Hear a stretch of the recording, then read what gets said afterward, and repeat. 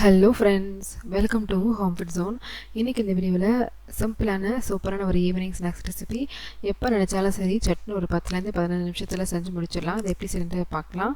இது செய்கிறதுக்கு ஒரு பவுலில் நான் ஒரு 4 கப் அளவு தண்ணி எடுத்திருக்கேன். இதில் ஒரு 3 கப் அளவுக்கு பொரி சேர்த்துக்கலாம். ரொம்ப நேரம் ஊற வைக்கணும்னு தேவையில்லை. லேசாக அந்த மாதிரி மிக்ஸ் பண்ணி விட்டுட்டு உடனே நம்ம எடுத்துடலாம்.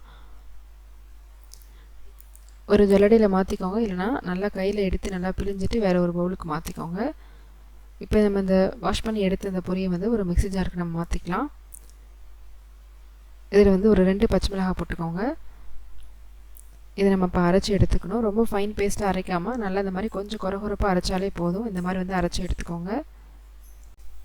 இப்போ நம்ம அரைச்சி இந்த மாவை ஒரு பவுலுக்கு மாற்றிக்கலாம். இப்போ இது கூட அரை கப் அளவுக்கு ரவை சேர்த்துக்கோங்க. அரை கப் அளவுக்கு பச்சரிசி மாவு, அரை கப் அளவுக்கு நல்லா கட்டியான தயிர் சேர்த்துக்கோங்க.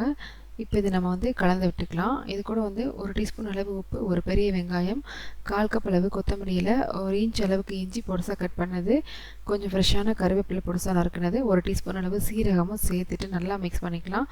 நான் காரத்துக்காக பச்சை மிளகாய் சேர்த்து இதோட அரைச்சி எடுத்திருக்கேன்.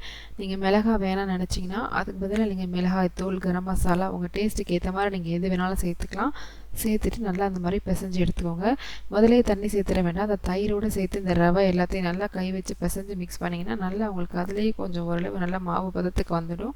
இப்போ கடைசியாக அதில் ஒரு ஸ்பூன்லேருந்து 2 ஸ்பூன் மட்டும் தண்ணி விட்டு திரும்பவும் நல்லா பிசைஞ்சு நம்ம நார்மலாக சப்பாத்திக்கெலாம் இந்த மாதிரி நல்லா இருக்காமல் பிசைவோமோ அதே மாதிரி நல்லா மாவு பிசைஞ்சு உருட்டி எடுத்துக்கலாம். இப்போ இது ஒரு 5 நிமிஷம் மட்டும் அப்படியே விட்டுட்டு அதுக்கப்புறமா நம்ம இதை எடுத்து நம்ம சின்ன சின்ன உருண்டையாக பிடிச்சி எடுத்துக்கலாம். நீங்கள் இந்த மாதிரி உருண்டையாக பிடிச்சி கூட பொரிச்சு எடுக்கலாம். இந்த மாதிரிலாம் உள்ளங்கையில் வச்சு நல்லா தட்டி எடுத்துக்கலாம். உங்களுக்கு எந்த ஷேப் பிடிக்குமோ அந்த ஷேப்பில் நீங்கள் செஞ்சு எடுத்துக்கோங்க. இதை பொரிச்சு எடுக்கிறதுக்கு தேவையான அளவு எண்ணெய் சூடு பண்ணிக்கோங்க. எண்ணெய் நல்லா சூடானதும் சிம்மில் வச்சுட்டு இந்த மாதிரி நம்ம உள்ளே சேர்த்துக்கலாம். உள்ளே சேர்த்த உடனே திருப்பி விடாமல் ஒரு நிமிஷம் அப்படியே விட்டுருங்க. ஒரு நிமிஷம் கழித்து நம்ம திருப்பி விடலாம். இந்த மாதிரி எல்லா பக்கமும் நல்லா திருப்பி விட்டு நல்லா வெளி பக்கம் நல்லா கிறிஸ்பி ஆகிற வரைக்கும் பொரிச்சு எடுத்துக்கோங்க. நல்லா முதலேருந்து கடைசி வரைக்கும் சிம்லேயே வச்சு பொரிச்சுக்கோங்க. ஏன்னா அப்போ தான் உள்ள வரைக்கும் உங்களுக்கு நல்லா வேகும். நல்லா வெளியில் இந்த அளவுக்கு கலர் மாறி வந்ததும் இப்போ இதை நம்ம வெளியில் எடுத்துடலாம். இதே மாதிரி மீதி இருக்கிற எல்லாத்தையுமே போட்டு சுட்டு எடுத்துக்கோங்க. ஒரு பேட்ச் எடுத்துகிட்டு 2வது பேட்சை போடும்போது திரும்ப எண்ணெய் நல்லா சூடு பண்ணிவிட்டு சிம்மில் வச்சுட்டு அதுக்கப்புறமா போட்டுக்கோங்க. அப்போ தான் நல்லா கிறிஸ்பியாக வரும். அந்தளவுக்கு எண்ணெயும் குடிக்காது. சிம்பிளாக சட்டுன்னு வெறும் பொரி ரவை வச்சு நம்ம செஞ்சு முடிச்சிடலாம். ரொம்ப நல்லாயிருக்கும். க்ரீன் சட்னி இல்லைனா கெச்சப்போடு சேர்த்து சாப்பிட்டிங்கன்னா இன்னும் ரொம்ப நல்லாயிருக்கும்.